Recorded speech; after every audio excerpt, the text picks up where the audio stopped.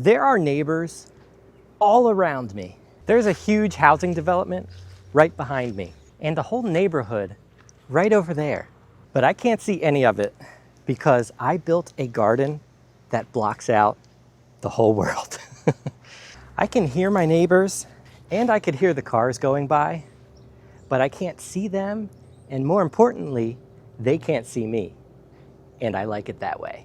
So if you're someone like me that wishes you had more privacy, that you had more land, but you're kind of stuck just where you are at the moment, I'm going to share some strategies in this video so you can create your own little paradise and forget that you're even surrounded by any neighbors at all.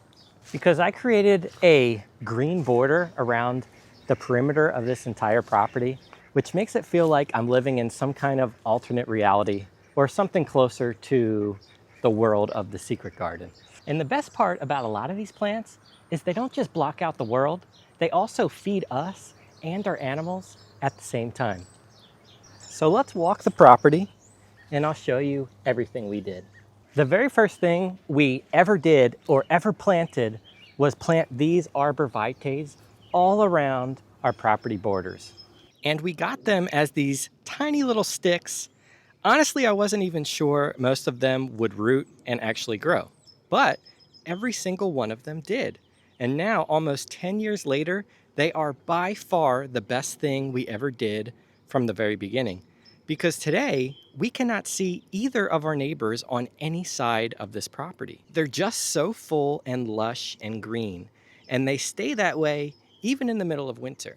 And they've never once been attacked by deer or any other animals either. They just keep getting wider and taller every single year. Honestly, if I could go back in time, I'd probably plant even more of them. But overall, they've been the single best thing we've done for privacy, and they also help a ton with reducing sound around us, so other people can't hear as much of what we're doing back here either. Now this other tree line right here, I didn't plant a single one of these trees. These were already here when we bought the land. I'm not totally sure what they are. I think they're spruce or pine, and we've also got a few mulberry trees mixed in there too. And I actually positioned my chicken tunnels right underneath these trees on purpose because the mulberries drop right down into the tunnel all summer long and the birds get free food out of it. They also get free black raspberries that also grow wild behind this tunnel area. And the mulberries keep popping up in other places too. They grow so vigorously and so fast, and they end up creating additional privacy throughout this whole tree line, and even in other areas of the property just from the birds spreading the seeds everywhere. All of these trees give us a great privacy screen, and they do a really good job, but the one downside is in winter they drop all their leaves and we can see our neighbors a lot more from this side. So I do wish we had planted Arborvitaes over here as well.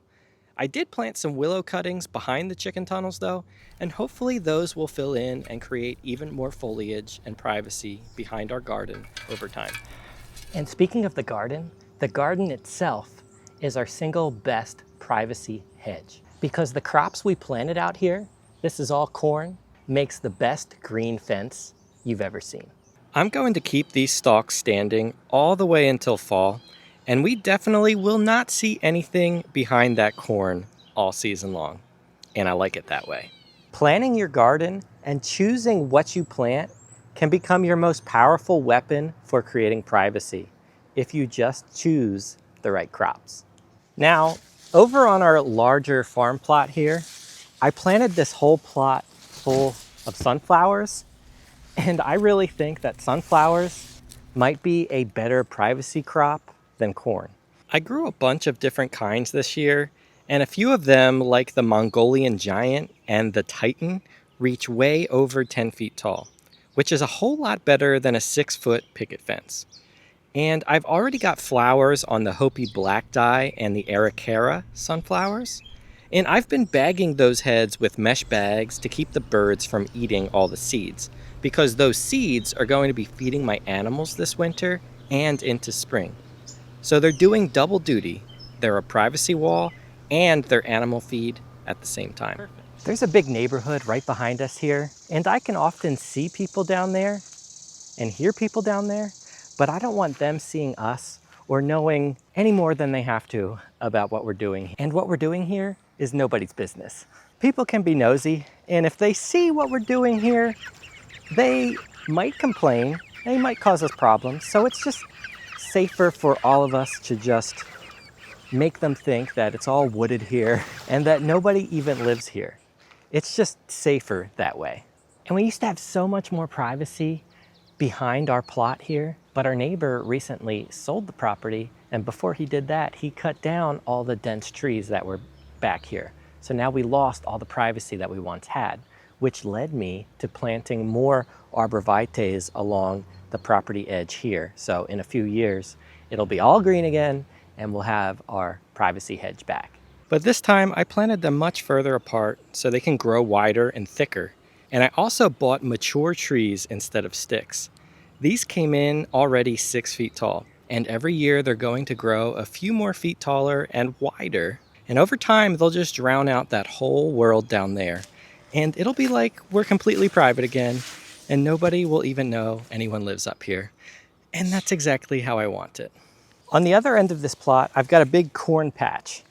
And well, it might not seem that big if you're a real farmer with acres and acres and acres of corn and land, but this is about 800 square feet of corn here, and this is a Dent variety that is meant to feed our animals. And as you can see, these are already really tall, and they're only going to get taller.